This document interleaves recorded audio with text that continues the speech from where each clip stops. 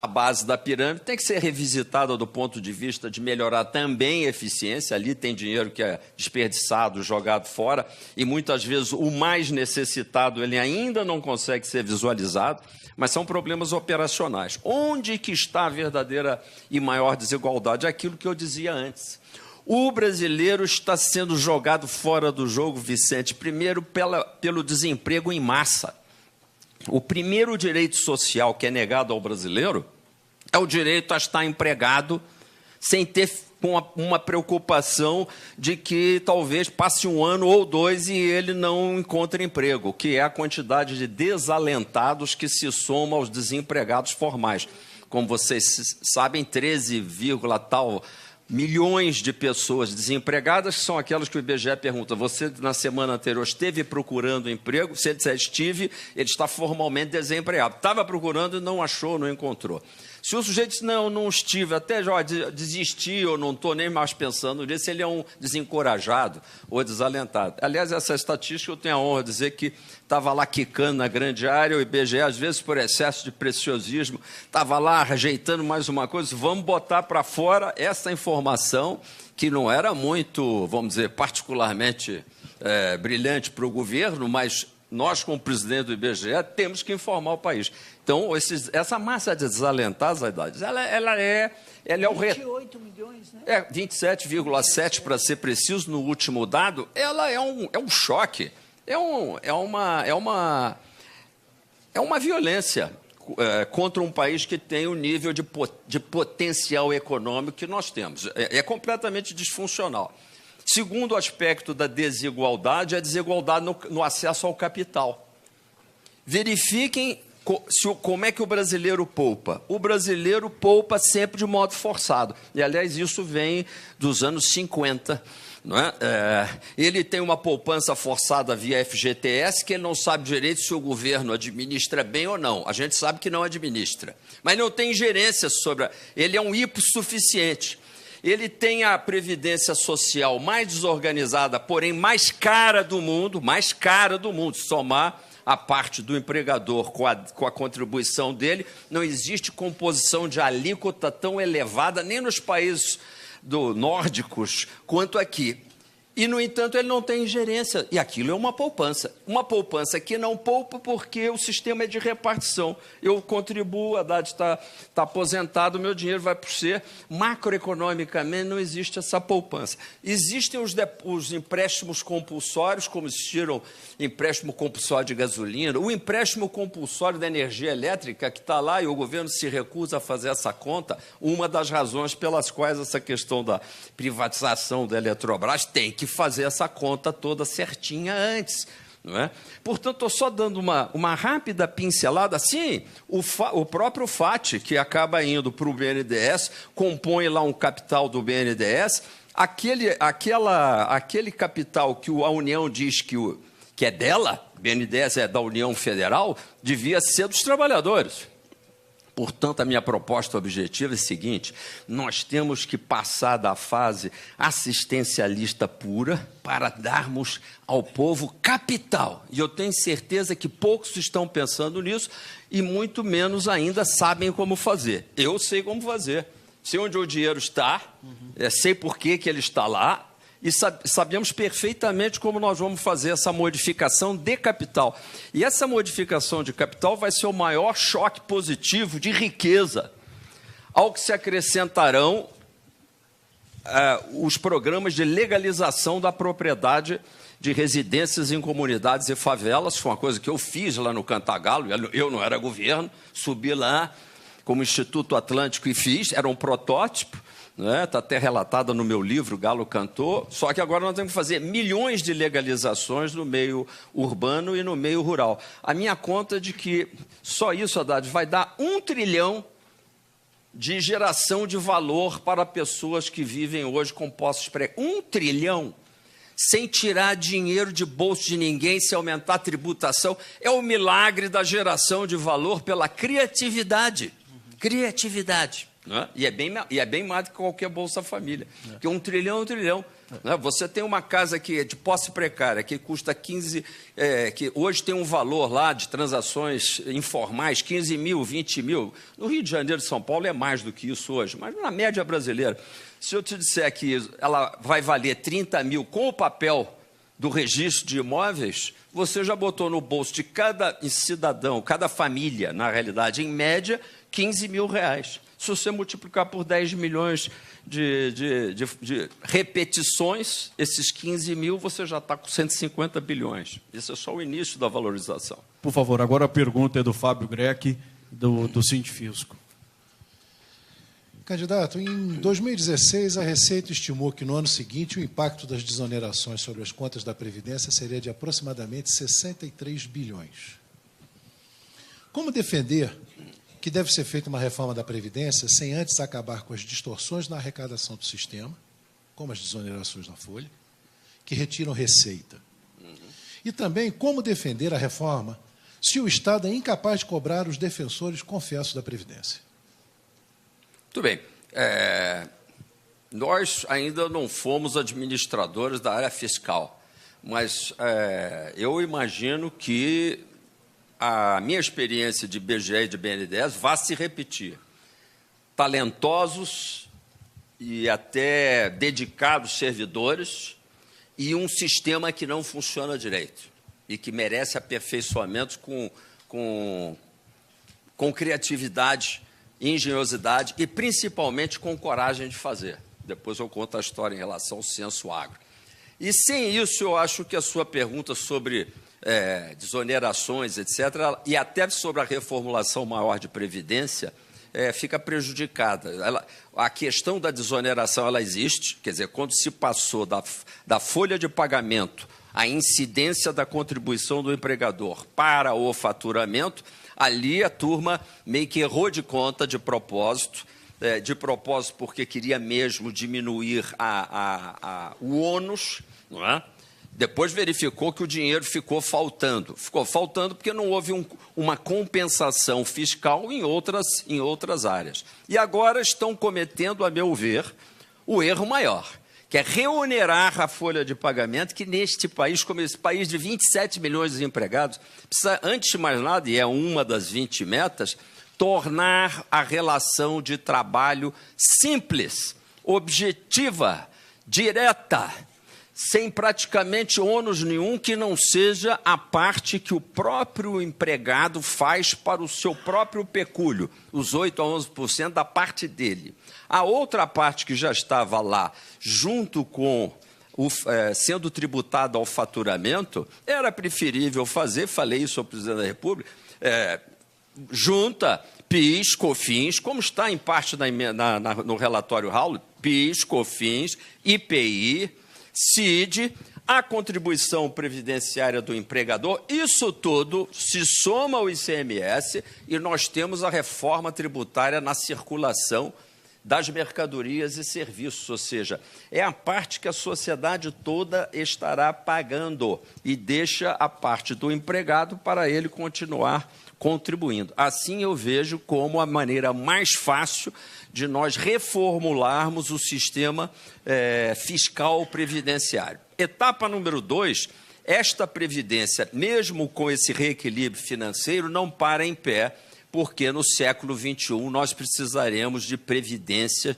com algum tipo, ainda que gradual, porque parcial, de capitalização através de contas individuais. Para isso serve o fundo do regime geral da Previdência Social, que eu mencionei, o artigo 68. Por quê? Porque ali, principalmente os novos entrantes, aqueles que estão chegando, eles precisam saber que eles vão ter um bom produto previdenciário. Essa é uma outra coisa que eu também disputaria se algum outro que sentou aqui na cadeira elétrica disse isso. Por isso é bem de cabeça de setor privado, mas no fundo é cabeça de criatividade, não é setor privado. No setor privado, você é obrigado a desenhar bons produtos. Correio Brasiliense só sai se tiver uma primeira página bacana, jornalistas inventivos, bem informados. Não. No governo, você encontra frequentemente essas coisas. Desenha uma porcaria de um produto e enfia a goela abaixo dos caras. Século XXI é um século voluntário. É um século onde as pessoas vão porque querem. Se começar a encher muito o saco aqui, vai para o outro país, inclusive. Aliás, como a classe média alta está, lamentavelmente, saindo. Estuda por conta do país e depois sai. O que é grave. Então, na realidade, eu tenho que desenhar, depois a gente pode falar um pouquinho mais sobre, um produto previdenciário que um rapaz ou uma moça de 25 anos diz assim, eu agora soube, viu, que tem uma conta individual em que eu vejo a minha contribuição, a contribuição do empregador, em suma, eu posso até fazer uma contribuição complementar dentro dessa mesma conta. Bacana isso, né? E o governo, quando ele saca aquele dinheiro, porque aí do ponto de vista fiscal, você vai ter que usar aquele dinheiro no dia seguinte.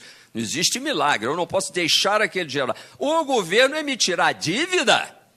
Como acontece? Mas que governo emite dívida para usar o dinheiro da Previdência? Estados Unidos da América emite dívida. Não é? A dívida americana é uma, que é a dívida em circulação. Se somar a dívida que está no fundo do regime social, do regime de previdência, que é a seguridade social dele lá, a dívida é quase que o dobro. Por quê? Porque existe essa dívida. Por quê? Lá há uma seriedade contábil. Se eu tenho uma conta a pagar no futuro, eu tenho que ter um título de crédito que dê transparência àquela responsabilidade futura. Então, é tão diferente a Previdência que merece ser desenhada, que é o que eu disse, bateu na trave a reforma da Previdência aí do governo, mas, gente, aquilo era um remendo na Previdência velha. Tem que ser uma coisa completamente diferente, embora fazendo a parte do remendo a quem quiser ficar na velha, não tem problema, de regime de repartição. Quem já está aposentado pode desligar a televisão, não vai ter perda de direitos nem nada, mas nós temos que começar a plantar o futuro a partir de hoje. Essa é a diferença. Eu queria entender, quer dizer, pelo que eu entendi, essa é a sua proposta de reforma da Previdência. Se o senhor puder falar dela de forma um pouco mais detalhada, de como seria, é interessante. Agora, o senhor acha que teria sido possível o governo fazer uma proposta tão radical quanto a que o senhor está propondo agora, nesses 2 anos que o governo tinha? Segundo, o senhor chegou a defender isso dentro do governo? Como é que foi a aceitação, a resistência, né, à proposta? Eu não cheguei a defender isto no governo, dava meus pitacos, porque o governo não reunia uma tal equipe econômica. A equipe econômica... O ministro Meirelles não deixava? Não, a equipe econômica é uma equipe, é assim constituída em geral, um ministro da Fazenda com seus assessores. Razão pela qual, na minha gestão, nós vamos repensar esse assunto de Ministério da Fazenda. Aí é uma questão até sociológica. É um ministério que se assume numa responsabilidade de dirigir um país inteiro, ter a visão do planejamento, do desenvolvimento nacional, mas não pensa nada nem diz nada a respeito disso. O assunto dele é tributar de manhã, de tarde, de noite. Ótimo, para isso você tem uma Secretaria do Tesouro Nacional, Receita Federal do Brasil, acabou, só precisa de um ministério. E aquilo toma espaço, entende, Vicente? Não há... Aí, num outro lado, lá num outro prédio, tem um ministro do Planejamento com a sua assessoria. E eu era apenas um segundo escalão do Ministério do Planejamento. Não há essa conversa. E isto é uma pena, porque o presidente da República, ele mesmo deveria estar à frente disso, porque a questão econômica no Brasil, junto com a questão da desigualdade, ela é prevalente. Por acaso, nós não devemos ficar aqui, nós precisamos falar do futuro. Mas teria sido possível fazer uma proposta radical? Eu tentei com o Marcelo Caetano, tentei. Só vou te dizer isso, para não ficar de fofoca, o governo ainda existe, né? Tentei, 1 ou 2 vezes, bati numa parede, desisti. Basicamente, dizer, olha, introduza um conceito de capitalização, Introduza o conceito de produto previdenciário. Pense que tem do outro lado do balcão alguém que vai querer ou não querer esse produto. Porque o que a gente sabe é que a juventude está evitando a Previdência Social. Faz um outro arranjo, vira uma empresa individual, paga lá 50 pratas. Vai para os bancos privados, enquanto o sistema de previdência privada só aumenta. Por quê? Porque ninguém é bobo, gente. Porque o povo já está aqui farto de produtos ruins, de governo que quer socar um treco errado na goela abaixo. O país está à beira de um ataque de nervos. Está na rebeldia, razão pela qual a greve dos caminhoneiros não foi greve de caminhoneiros, manifestação nacional através de uma classe, porque só assim se... E, aliás, sociologicamente, todo mundo deu essa interpretação, não tem novidade nenhuma, de ser, porque todo mundo aceitar tanto transtornos e prejuízos graves, e ainda dizer que não entendo, é porque o povo está farto. E agora nós temos que repor isso com o desenvolvimento. E a Previdência Social é aquela que, por excelência, por seu nome, Previdência, eu estou montando um futuro. Eu tenho que desenhar um futuro. Esse futuro tem que ser de cada um, embora preservando o quê? O conceito básico de uma previdência, que é a mutualidade.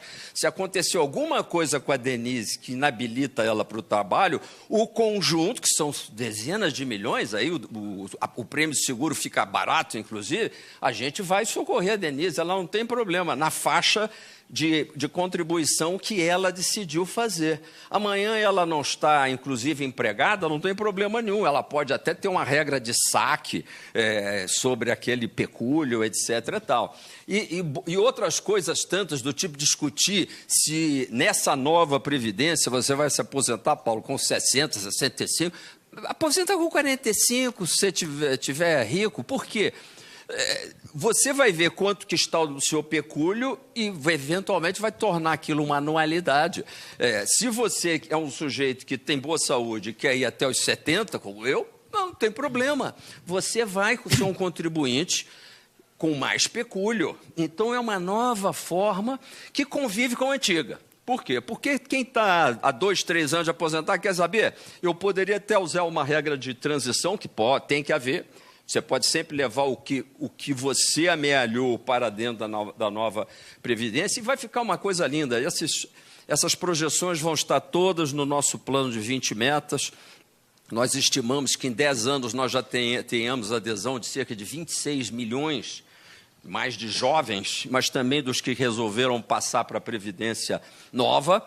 E a maior parte dessas ações ditas de estatais já estarão dentro desse fundo com gestão como se privada fosse. O pessoal elogia o caráter, vamos dizer, gerencial do ex-presidente Pedro Parente. Ele poderia ter sido também o presidente selecionado por uma equipe de gestores desse fundo. Sobre Pedro Parente, que o senhor está tocando aí. Sim. Qual seria a sua política, se presidente da República, para os combustíveis? Outra coisa, o senhor foi presidente do BNDES. Qual o papel que o BNDES teria na sua gestão? Por exemplo, ele continuaria financiando o porto em Cuba, aeroporto em Moçambique, enquanto se precisa tanto de infraestrutura no país? A gente viu nessa greve dos caminhoneiros a dependência do país por rodovias e diesel, enquanto os outros modais, ferrovias, hidrovias, carecem de recursos. Perfeito. A segunda pergunta depois. A primeira pergunta relativa à política de combustíveis agora. Entendimento que tem a ver com o que Denise perguntou logo no início sobre Petrobras, quando ela era uma pequena empresa, embora precisava do poder de monopólio para se firmar perante uma Esso, perante uma Shell. Hoje, uma empresa de nível mundial, sentada numa das maiores reservas, se não a maior reserva moderna do mundo, porque é o de águas profundas, etc. Tal, etc. Esta empresa precisa mostrar o seu futebol. Muito provavelmente ela valeria mais se fossem 3 Petrobras inteligentemente repartidas e competindo entre si do que uma única monopolista. Pensem só nisto. Independentemente de privatizar, se eu tivesse 3 sistemas de petróleo, a soma do patrimônio líquido dessas três, fazendo a coisa acontecer e jogando futebol, seria mais do que o patrimônio líquido de uma única Petrobras, ou seja, já acrescentaria valor à competição. O que a Petrobras fez de equivocado? Ela usou o poder de monopólio dela, que não é por ela não ter o controle integral do mercado. Há importadores de diesel também, que, aliás, vinham aumentando. Se pouca gente sabe, apareceu pouco, foi pouco noticiado. Apareceu na mídia, mas não foi trabalhado. Talvez valha a pena ser trabalhado. Porque, diabo, os importadores estavam aumentando suas importações em até 50%, 60% ao ano. E por que o senhor Pedro Parente estava diminuindo a produção de diesel no ritmo de 10% ao ano, porque eu peguei os dados aí dos últimos 3 anos, vamos dizer assim, grosso modo, e dando espaço para os importadores. Por quê? Típica situação me lembrou muito a política de café quando tinha o OIC e hoje o café é totalmente liberado. Dizia, não, o Brasil só consegue vender café se ele fizer que nem a Arábia Saudita, ele tem que fazer uma cota internacional. Aí o pessoal ia a Londres, Jório da Áustria, não era isso mesmo? Era um outro mundo. E aí o Brasil trabalhava um preço de café mais elevado, aí a Colômbia vendia todo o café que queria, naquela margem monopolista do Brasil, margem de monopólio. O Brasil não era o único vendedor, mas tinha uma margem de monopólio. A situação de Petrobras é idêntica. Ela diminui a quantidade, eleva preço, usa frequência diária quando ela não tem respeito nenhum para o cliente. É, mais uma vez, parecido com aquela agora do produto previdenciário. Que se lixe vocês aí. Vocês vão ter que me engolir. Não significa que ela não fizesse reajustes a tempos, não. E os importadores importando. Óbvio que a solução não pode ser esse congelamento. Nós estamos comprando hoje, anotem aí, uma crise nova daqui a 60 dias. E se a taxa de câmbio, por acaso, teve aí, visitando 3,80, etc. e tal, devido a essas incertezas, porque enquanto não descobrirem qual é o pré-candidato que realmente vai ser a renovação desse país, vai realmente botar os pingos nos is, que não tem o rabo preso, que realmente vai fazer o que o povo está demandando que se faça, a incerteza vai aumentar. Depois cai, mas enquanto isso vai aumentar. E se por acaso o mercado internacional, que costuma nos verões ser um pouco mais agressivo de preço, o governo vai ficar em pau de arame. Como é que ele pode resolver isso? Eu, por acaso, estava no governo, mas deixei uma proposta em 2 páginas de leilões de suprimento de óleo.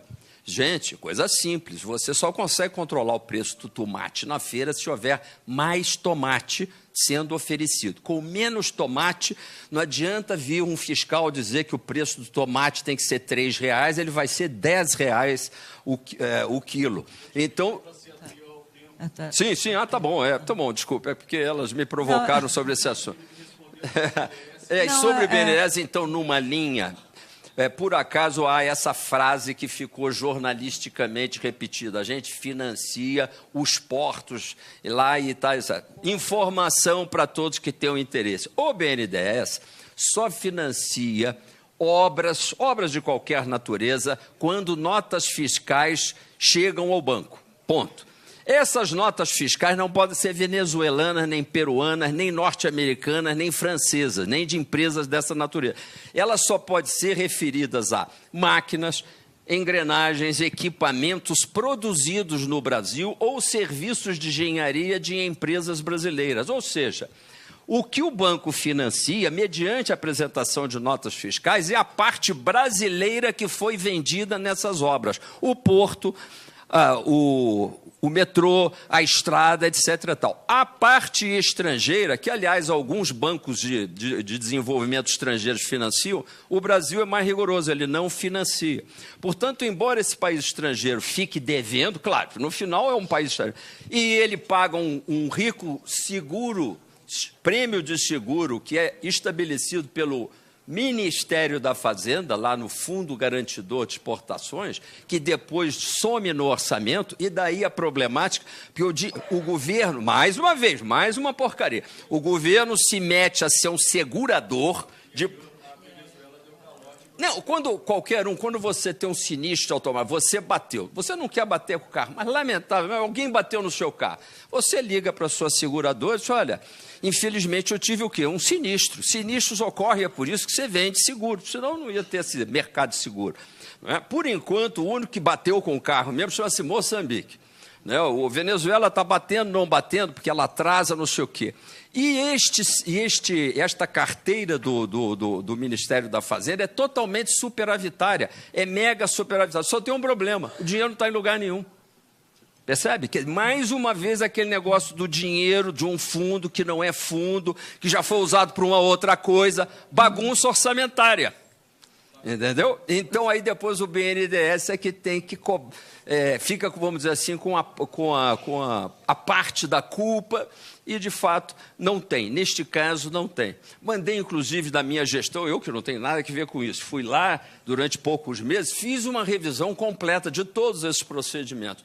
Os procedimentos estão corretos. Diante dessa crise que o país vive, das incertezas eleitorais, as empresas estão com muita dificuldade, muito medo de investir no Brasil.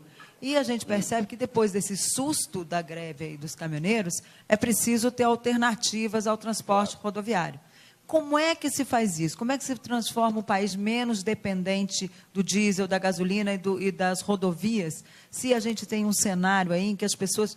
Então, que os investidores e os empresários estrangeiros, que poderiam até fazer esse trabalho, estão com tanto medo de investir no Brasil, inclusive as empresas brasileiras não têm também dinheiro aí para investir e estão com medo de se jogar nesse cenário de incerteza que a gente vive hoje. Como sair desse medo generalizado? Você tem toda a razão. Voltamos à primeira excelente pergunta do Vicente, quando ele provocou, dizendo nessa baita situação que ia crescer 3% e agora está ameaçado crescer 1%, sei lá, é uma decepção completa.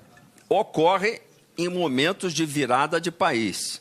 Eu, no meu livro, O Mito Governo Grátis, e que é um livro muito otimista, no sentido de que eu narro a história e a experiência de 13 países, vários deles que tiveram passagens políticas e sociais até muito mais graves, embates étnicos, coisas que nós não temos, né? Cataclismas econômicos. Nós só temos, basicamente, uma bagunça fiscal digna da gente sentar e chorar. Mas que tem jeito, tem jeito. E, portanto, esses 13 países nos ensinam que momentos de virada são essenciais para a gente tomar senso e fazer essa renovação. Os investidores estrangeiros estão esperando essa virada. E depois virão, vai até que fazer fila, eu acho, porque senão o câmbio até vai começar a se valorizar demais, porque tem um problema aí de excesso de entusiasmo ou excesso de decepção. O momento pode ser passageiro. Agora, é um risco, você que é da política mais, né, Delito? É um risco político grande, sim, porque eu, tirando por um momento meu chapéu de pré-candidato, não vejo propostas para botar de pé o eixo do país, que é o eixo fiscal. Com isso, volto para uma pergunta que o Paulo fez, quer dizer, quando se apresentou, e eu também fiz essa crítica de leve, sem ser parte da equipe, um ajuste fiscal em 20 anos? Hein? 20 anos? Que tal botar 20 é um número ótimo, por sinal, para outras coisas, aliás, diga-se de passagem.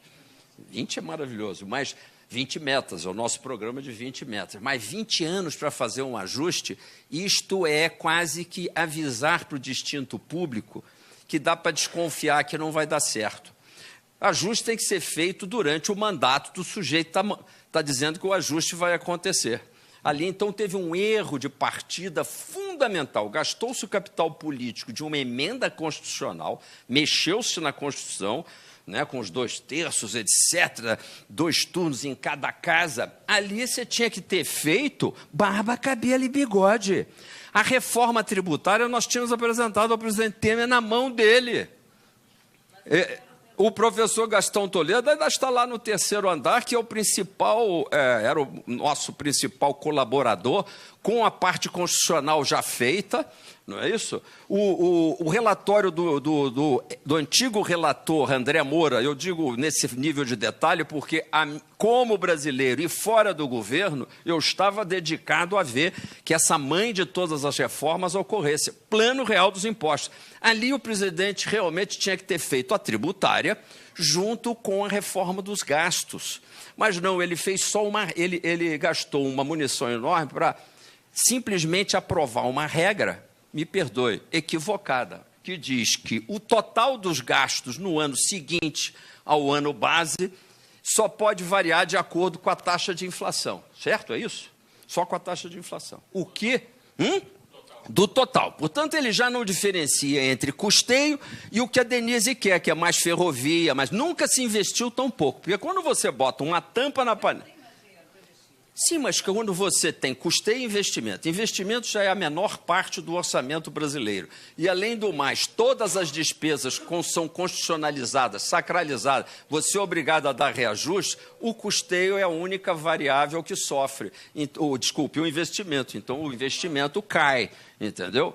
E, além do mais, vinculado à taxa de inflação, significa quanto menos bem administrado o país for, quanto mais inflação e menos PIB real ele tiver, mais reajuste o setor público tem.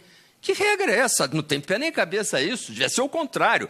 Quanto mais PIB real, quanto mais o país crescer em termos reais e quanto menos inflação ele tiver, mais reajuste desse setor público poderá ocorrer, tanto no custeio como principalmente no investimento.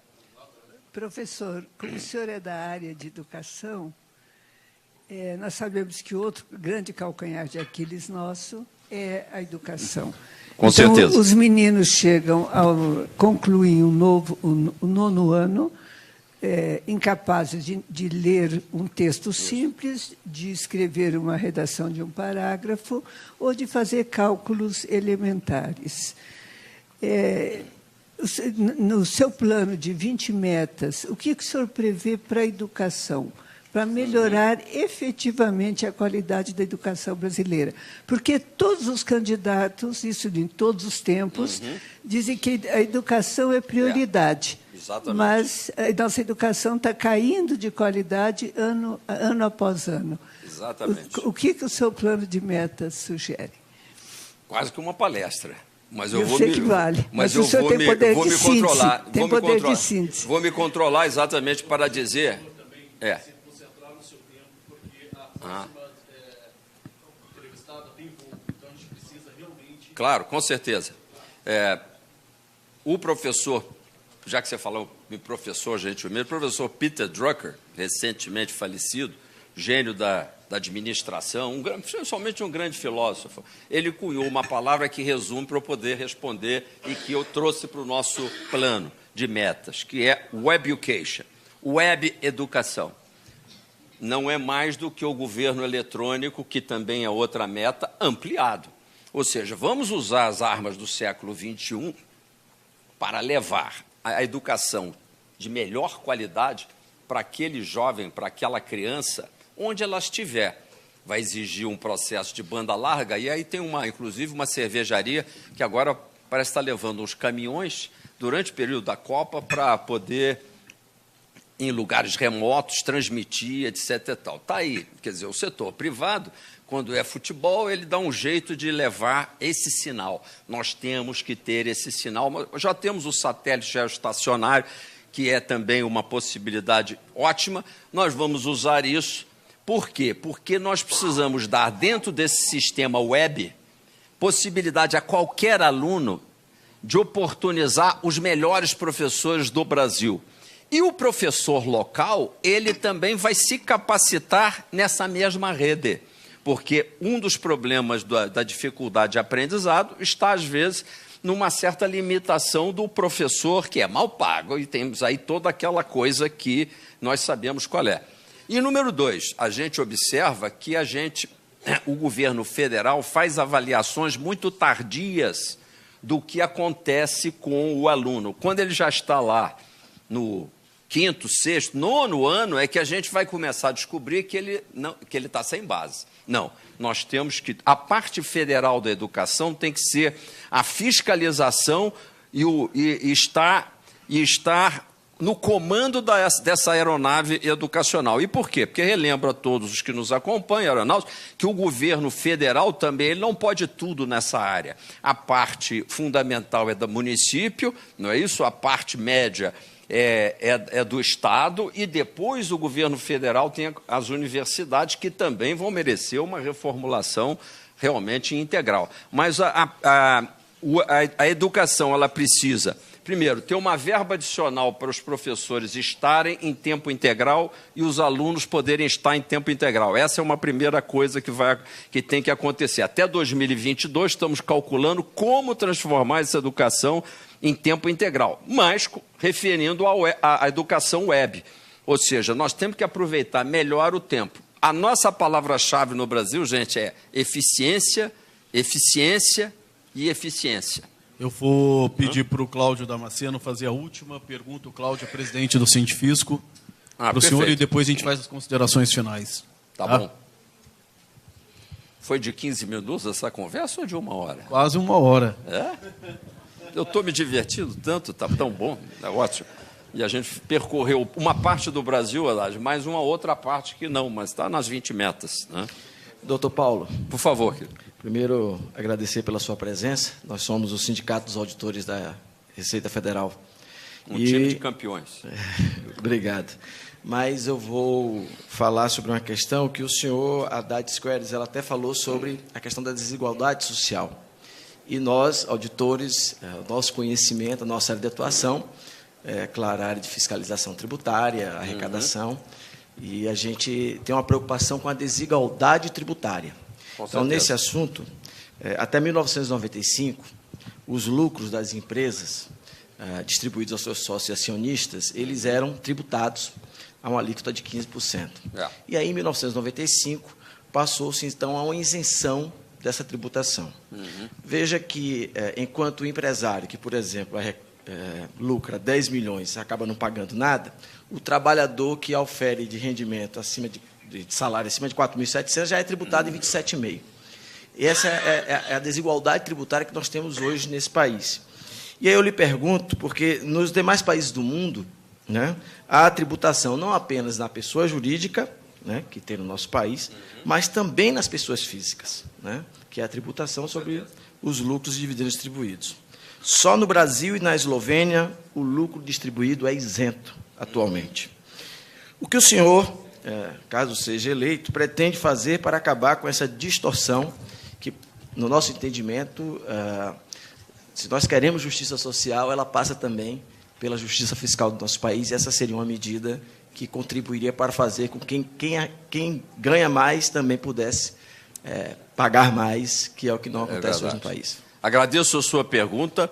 Serei politicamente incorreto com todos os meus amigos empresários e empresárias, porque é sempre bom você participar de uma beirada, de uma vantagem, quando, na realidade, o empresário brasileiro é escorchado por um sistema tributário o mais canalha de todos, mas a maneira de fazer não é de redistribuir vantagens para tentar compensar as canalices. O que eu estou propondo aqui para 1º de janeiro de 2019 é passar o país a limpo, simplificar, não dar isenções nem privilégios para ninguém, como eu disse aqui, contrato de trabalho simples, imposto de renda simplificado, alíquotas que não vão discriminar se a origem do rendimento é do trabalho ou do capital. Portanto, eles vão a partir de uma progressividade do tamanho do rendimento e não da origem desse rendimento. Portanto, já concordei com o seu ponto de vista, acompanho os trabalhos do sindicato, vocês produzem vários trabalhos, tem sido voto vencido nesse assunto, esse assunto vai ser revisto. Só que nós não vamos deixar os empresários na mão, tentando escorchá-los. É preciso ter isonomia, é preciso olhar o que o Trump está fazendo e também, por outro lado, baixar a carga toda, o que significa que vamos revisitar cada uma das rubricas de despesa. como foi a primeira coisa que fiz no IBGE. Provem-me que o IBGE tem rentabilidade social. Claro, a gente não cobra nada no IBGE, mas é possível fazer a conta. Vocês se pagam? Se uma atividade pública não se paga, tem que fazer como, aliás, fazem no México. Reformula, manda para outro lugar, vai sobrar dinheiro, meu caro. Estou lhe dizendo. E vamos começar no dia 2 de janeiro fazendo o seguinte: como a classe média trabalhadora, ela é totalmente escorchada, que de todos já tem ainda depois a regressividade em relação a este churrilho de impostos indiretos, o famigerado do IPI, produto colonial e colonialista, o único país do mundo que taxa o ato de industrializar.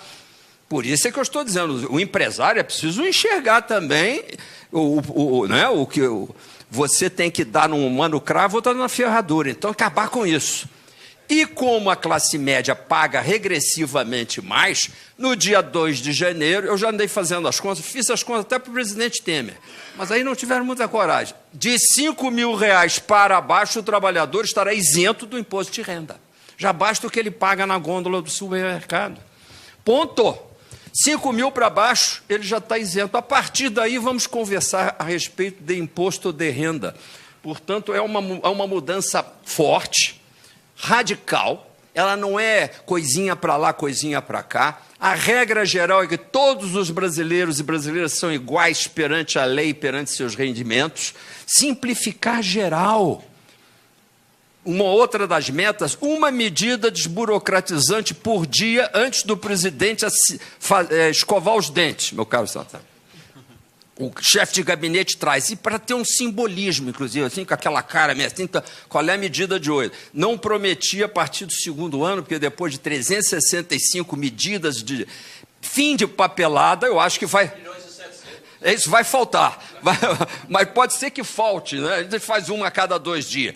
E estimular os senhores governadores e governadoras a fazerem o mesmo no plano estadual. Eu estou desafiando se esse país não vai ter fila de investidores voltando para cá, empregos, a renda crescendo, as pessoas de volta com um sorriso no lábio, prisão perpétua para crime de homicídio doloso, que vocês tão bem estamparam no Correio Brasiliense hoje, e, ao mesmo tempo, concluo na parte da desigualdade. Não adianta que... 2 minutos de consideração o senhor pode usar aí para concluir. Nada, 1 minuto, porque é para os jovens. Aqui falou o ex-presidente do IBGE, que hoje vocês estamparam em boa hora no Correio Brasiliense. Quem é que morre dos 62 mil mortos, que a gente só sabe a estatística do ano anterior, já começa a bagunça da segurança pública, ninguém sabe nada, não sabe quantos encarcerados tem. O IBGE tentou fazer um censo penitenciário, ele se propôs, IBGE, não conseguiu. Proibido fazer o censo. Entendeu? É desse jeito que a segurança... Então, não pode dar certo desse jeito. E são 32 mil jovens nessa faixa de 15 a 19 anos que entram na estatística dos homicídios, porque eles primeiro matam 1 ou 2 e depois eles mesmos encontram o fim da sua vida. Nós temos que ter, e isso talvez seja o programa, junto com a titulação da propriedade, o grande programa das 20 metas aqui, meu caro Vicente, que é 1 milhão de jovens vulneráveis em centros de educação para o trabalho. E, portanto, quando você me perguntou sobre educação e desigualdade, é um misto de você minorar o processo de desigualdade via educação, uma educação adaptativa, porque esses jovens vão chegar com níveis diversos, fazer uma educação profissionalizante, né? 2 anos de primeiro emprego para esses jovens, usando as federações de indústria e comércio que têm excelentes equipes, entendeu? Até as denominações religiosas podem utilizar. O Brasil vai fazer um mutirão para ir resgatar das mãos do tráfico, da delinquência, da bandidagem, esse jovem que faz parte da estatística do maior morticínio de uma sociedade indiferente, que mata e ainda quer matar mais, ainda quer votar para matar mais. Não, nós vamos usar a polícia de inteligência e homicídio doloso, premeditado, é prisão perpétua, vamos combinar. Porque o Estado brasileiro não tem tempo com o sujeito que pega uma arma e puxa um gatilho premeditado e violentamente contra o seu semelhante. Então já estamos conversados. Então, vamos. Aqui não tem moleza, a bronca agora é comigo. Vamos lá, Haddad, você quer Eu só complementar? quero... Ela quer complementar lá, Haddad? Muito obrigado, Quer dizer Vicente. que os evadidos da escola, porque eles chegam ao 9º ano, não sabem ler, não sabem escrever, não sabem calcular, eles acabam engrossando a fileira do tráfico. Com certeza. E eles dizem que o futuro deles começa com C, cadeia ou caixão ou cadeia. Caixão ou cadeia? Caixão ou cadeia. É isso que eu disse. Lamentável. É lamentável. Mas, gente, tem solução, viu? Então tá. Nós só precisamos organizar nossas ideias e ter um pacto social, nacional, que é isso que o eleitor, que aliás parece que o indeciso, em branco, nulo, Tá na frente. chateado, não me fale em político, ele está ganhando disparado em primeiro turno. Pois é. Paulo Rabelo de Castro. Essa turma está procurando alguém. Muito obrigado pela Obrigado sua a vocês. em nome do Correio Brasiliense e do Eu queria Sindifisco. entregar aqui o Sindifisco 20 vai te metas em entregar resumo. também as propostas deles Paulo. na área tributária, tá? Eu agradeceria O muito. Paulo, Eu já as conheço, o- mas mais uma oportunidade de... E vou incluí-las, viu? Por favor. Vocês são um grupo muito talentoso. Olha que delícia. Pronto, eu acho que tem mais uma para o Vicente aí. Obrigadíssimo.